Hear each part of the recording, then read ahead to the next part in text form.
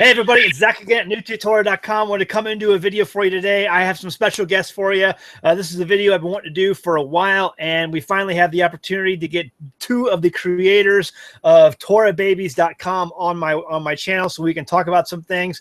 But we're going to do a video today, talk about a number of Bible verses and a topic that's near and dear to my heart. And I just want to go ahead and introduce Chris and Jeremy from Torah Babies. Go ahead and introduce yourself, guys. Hey, what's up, everybody? My name is Chris. I'm Jeremy. And we are Torah Babies. And you can find us online at TorahBabies.com. You can find us on Facebook at Facebook.com/Torah Babies. We also have a YouTube channel. Just search for Torah Babies on YouTube. And we got a few videos on there. Not as many as Zach, but we got a couple. We're working on it. You know, we're Torah babies because I think everyone in the Torah movement is a Torah baby. Until Yeshua comes back and the law, the Torah, is going forth out of Zion, I think we're all going to be Torah babies. And we can all learn from one another without being specific on having to be taught or brought from a certain person. We all come together. We should be a family, and we should be walking this, crawling this out together, starting from somewhere, helping each other grow. Very good, very good. So the reason I really wanted to have these guys on here is because I thought it was a good topic. A lot of times I get accused by people who've been in the Torah movement quite a long time, people who've been doing this. I mean, there's people out there who've been doing this 15, 20 years, and they see someone like me come along, and then they're critical of me and others who are just now coming along and want to spread the good news of our Creator, that anyone can be grafted in. That is and has always been the gospel. And so they say, "Oh, you haven't been doing this long enough. You don't know what you're doing. You don't need a YouTube channel. Why are you teaching others? You don't need to be taught." Yep, there's somebody's ringing a phone. Yeah, that's our phone going off here in the office. So they'll tell me that, I don't need to be doing this because I don't have enough experience. I should sit under a rabbi, or I should, spend some time, years learning before I go out and teach these things or talk about these topics. And I just disagree with that. And I thought I met these guys, Chris and Jeremy, when I was down in Monroe, Louisiana, about a year ago, I think, and just got to hear about their ministry. And I started sharing some of their videos and linking their website on my website.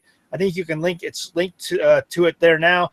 And I thought it was, we're all babies. And when I always do a presentation anywhere I go, I always start off by saying, I am new to Torah.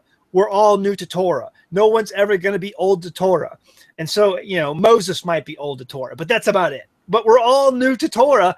And, like he said, it's when Messiah comes back, we're all going to be learning and a continual process of bettering ourselves.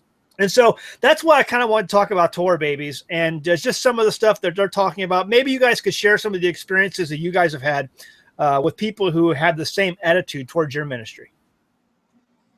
Well, I mean, we get stuff all the time. People, making fun of the name, of the babies part of the name.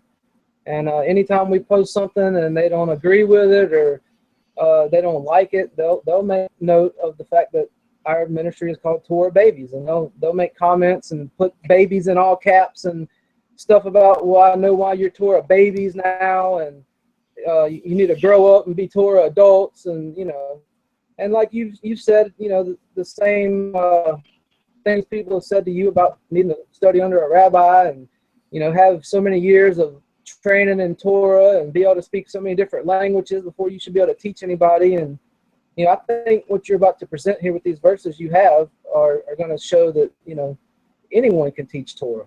Yeah, and it's so hard at times because so many people think that you have to be able to have any voice at all. You have to have so many years of experience. You have to know so much without realizing that each one of us are in our different places, and we're in those places because the Spirit has led us and allowed us to get to those places due to our submission. We by no means will ever know it all, and knowing that we won't know it all, knowing that we know nothing with each thing that we learn only helps further our ability to grow in the Messiah, grow in Him, and learn in Him. Exactly right. It's the thing is, I tell people I am wrong about a lot of things. I'm sure I'm wrong about lots of stuff. I don't claim to know everything ever, but I try to study as best as I can and then share what I know and be passionate about my opinions. But I am willing to change, when presented with truth, that to me, registers as that. And so it's that ability to act that out and to always be in a mode of learning. And I always say on my channel, I say, listen to all, follow none. So I can listen to all these people, even though we're going to disagree on some things here and there. Somebody's going to be right and somebody's going to be wrong. But I can listen to another person's point of view and then just take it and chew on it and use it as my own and study on it. But just have that ability to listen and be open-minded to a new perspective that maybe I didn't see in Scripture before.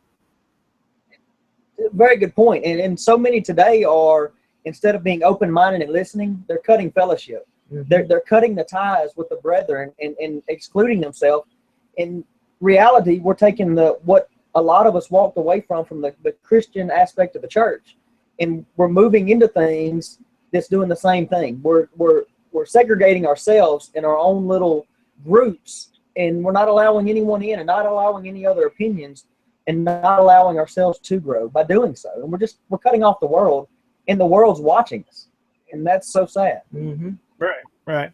So my point was bringing you guys here, introduce the website. I want to talk about some verses coming up. The whole thing, when I was dealing with this, and I've been hit quite a bit from people who have said, Zach, you don't need to be doing this, or you have no idea what you're talking about, or you're so new. I've been doing this way longer than you have. I always go back, and it seems like to me, it's Matthew chapter 20. Let me go back and read that verse real quick. If I go to Matthew chapter 20 and I look at verse 1, let's just go ahead and read this a little bit. For the kingdom of heaven is like unto a man that is a householder, which went out early in the morning to hire laborers in his vineyard. And when he had agreed with the laborers for a penny a day, he sent them into his vineyard. In verse 3, he went out about the third hour and saw others standing idle in the marketplace, and said unto them, Go ye also into the vineyard, and whatsoever is right I will give you. And they went their way. In verse 5, again he went out about the 6th and the 9th hour, and did likewise. And at about the 11th hour he went out and found others standing idle, and said unto them, Why stand ye here all day idle? And they said to him, Because no man has hired us. He said unto them, Go ye also into the vineyard, and whatsoever is right, that shall ye receive. So this is verse 8. So when even was come, the Lord of the vineyard said unto his steward, Call the laborers and give them their hire, beginning from the last unto the first. And when they came that were hired about the 11th hour, they received every man a penny. But when the first came, they supposed that they should receive more, and they likewise received every man a penny. And when they had received it, they murmured against the goodman of the house, saying, verse 12, that these have wrought but 1 hour, and thou hast made them equal unto us, which have borne the burden and the heat of the day. But he answered every one of them and said, Friend, I do thee no wrong. Didst thou not agree for me with a penny? Take what is yours and go your way, and I will give unto this last even as unto thee. So I look at that, and it dawned on me that there are a lot of people who've come before us, even people now who are dead and gone, who really did try to study the Bible and to, with all of their heart, teach what they knew to the best of their ability. And, them, like us, didn't know it all. Okay. They didn't know it all, just like we don't know it all. But they tried their best, and they tried to do it with a circumcised heart to give and to be a servant unto others. And I just see those also as laborers unto the field. But there are people amongst us who have been doing this, doing Torah now, ministries and things like that for a lot longer than we have. And they say, hey, you're not worthy to be out there doing this, because I guess it's in their mind, we're taking fame or name recognition away from others. And that's not what we should be about anyway, in my opinion. I just want to go out there and work for the Father, who at one day, at some point, he will give me my reward. Mm-hmm. I mean, what do you guys think? I mean, does the parable apply here? I think it does. It definitely does. And there's more examples all throughout the Bible of the lowly and the uneducated being used. So why can't we be used? Right. You know, and Right. I mean, there was a point in my life where I got down on my knees and I said, Father, use me for your kingdom. And I know you have a history of not picking the people who want to be used. The Father usually chooses people who don't want to be chosen or who are the most unlikely of candidates. And if you could just use me in the smallest way possible, even if I never, if there's never any recognition or never any payment or reward for what I do, just use me in whatever possible way I can be used. I think most people who have come to Torah have humbled themselves in that way at some point, and just, they want to know the truth, but they also want to be used by the kingdom. Yeah, most anyone that came into this walk or this movement, however one would want to put it, 90% of the time, that's going to be the story to begin with. I know nothing. Help me see. Help me be a servant. I want to be the good and faithful servant. I long to follow you, to do your will, and to be your servant. And we have to start somewhere. And being revealed, showing us these things, and giving us these opportunities to be able to speak and to see these little bitty morsels that we've never seen before, that the church doesn't teach us, and trying to share those with others. It's almost a stab a lot of times when you present them, because people don't want to hear them, and that's where it becomes hard for them in the accepting, just as it was for us in the accepting. I can't say them when it falls just back on us just as much. Right. Let's go ahead and take a look at this other verse I have here. I got a couple more I want to go through. The other one is it's Numbers chapter 11. This is Moses. It's Numbers chapter 11, verse 27. And there ran a young man and told Moses and said, Eldad and Medad do prophesy in the camp. And Joshua, the son of Nun, the servant of Moses, one of his young men, answered and said, My Lord Moses, forbid them. And Moses said unto him, Enviest thou for my sake? Would God that all of the Lord's people were prophets, and that the Lord would put his spirit upon them? And so what Moses is saying is, only if all of God's people would be as on fire as Eldad and Medad were, he would put his spirit upon them. And so he didn't forbid them at all. And I think it's hard I think there's a sense of pride in a lot of people. And I pray it's one of the things that the Father keeps me from, is that when new people come on the scene, when new people are on fire and they want to serve our Creator, to not put them down, to not, say, oh, well, they're new at this. I've been in this for quite a while now. And, they're, even if I don't agree with them on stuff, just encourage them and lift them up anyway. Yeah. I mean, that does, it's like Jeremy said earlier, with there being so many different, you got Baptists and Methodists and Presbyterians and non-denominational in mainstream Christianity, but you come over to a Torah lifestyle, and you got the sacred namers, and you got the people who think you got to do things this way, and it's the same in both camps. So when people are coming out of mainstream Christianity into a Torah lifestyle, there needs to be less confusion, and we need to all come together. We're not going to agree on everything. There's things that you believe that we don't necessarily believe, and there's things we probably believe. What? That's crazy. Come on. But the thing is, we can all still come together as one cohesive group of people, even though we might have little differences here and there. So there's too much fighting, and I think that plays into why some of these other ministries don't think we should be doing what we're doing, because, like you said, we're stepping on their toes. We're taking away some of their audience. Yeah, and it's nothing new. Even the disciples themselves, Luke 9. 50, yeah, I was going to mention that. Go ahead and read it. 9:49. John responded, Master, we see someone driving out demons in your name. We tried to stop him because he does not follow us. He said, don't stop him, because whoever is not against us is for us. These guys were witnessing the same miracles that they were telling them to go out and do, and yet they wanted to put a halt on them because they weren't his up-close disciples. It's the same thing that's happening today in in this walk, all the ones are wanting to halt the ones that are stepping up and actually trying to help spread the word. I mean, it's going to go out from all mouths when this is the way it's supposed to be. People's eyes are becoming open. People are becoming curious, and they may be able to approach someone at our stature and our standpoint that are new to this, that are just a few years into this, and be able to have a good conversation.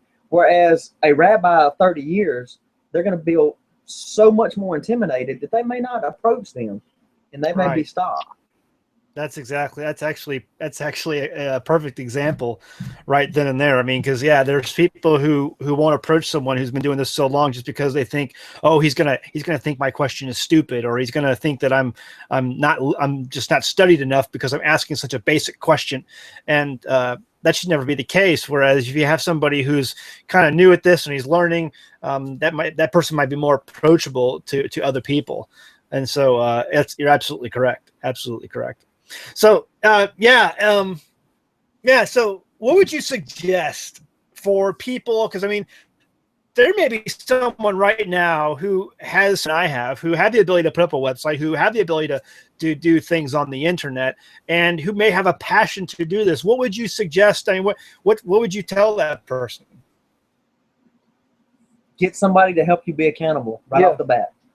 Make sure you have someone in your corner that's going to not only be able to do the legwork with you, but also going to be able to help hold you back when your emotions get the best of you.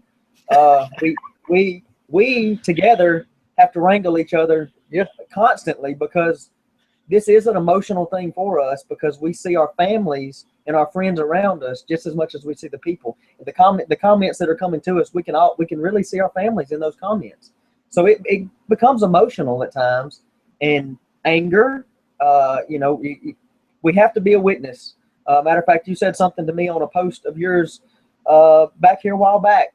We have to watch those that are watching us, because it's the way that we are perceived can kill our witness in a heartbeat. Yep. And that it speaks volumes, because people know us by our fruits, whether they see us or know us personally or not. Mm-hmm. Very good. Very good. Excellent. All right, guys. Well, we're going to leave it at that. I just wanted to do a short video on there. Go ahead and promote Torah Babies. There's a lot of great content on there. If you're new to Torah, and there's a lot of people who come to my channel who are new to Torah, this is one of the great resources that I link to on my website. You can go to, you find all kinds of really good basic teachings on just someone who wants to get started. The simple questions that I get all the time. This is a great website where you can go to and find a lot of these simple questions and have some things broken down to you in a very easy to understand format. So check them out, TorahBabies.com. Chris and Jeremy, really appreciate it. Now there's a third person who's not here who helps you a lot. Well, go ahead and introduce them. Her name is Christine Mancuso. She is Nathan Mancuso's wife, who runs Coastlands Congregation of Messiah out of Washington, Pennsylvania. She handles the Torah Babies kids side of Torah Babies, and she does a lot of things for families and people who have young kids and want to know how to celebrate the feast days and how to keep your kids entertained, and especially when you're trying to pull them out of something like Christmas and Easter, and you're starting, okay, I've never done these feasts before. What do I do? She's got a lot of good stuff on the website. Tons of links to different resources for activities for kids and ways to celebrate and all kinds of stuff. So make sure you check out the kids section of Torah Babies. So just know, outstanding. Every question. The simple answers that we have produced has been questions that we ourselves have troubled ourselves with when we began this walk. And we put it into our best wording that we can throughout the search of our walk to come with these answers. And all glory be given to him. And he has guided us through each one of these things. And if you don't agree, we encourage great discussion. We love the discussion, but come with a loving heart with the discussion, please. Very good. Very good. All right, guys, we'll leave it at that. Tell everybody down in Monroe, I know that you're staying at, where are you staying again? Layman's. All right. Yeah. Tell everybody there I said hello. I miss everybody, and hopefully I see them all again sometime soon. So Welcome anytime. Sounds good. All right, guys. You guys take care. Have a great day. All right, Zach. All right. Go home and read your Bible. All right. Thanks.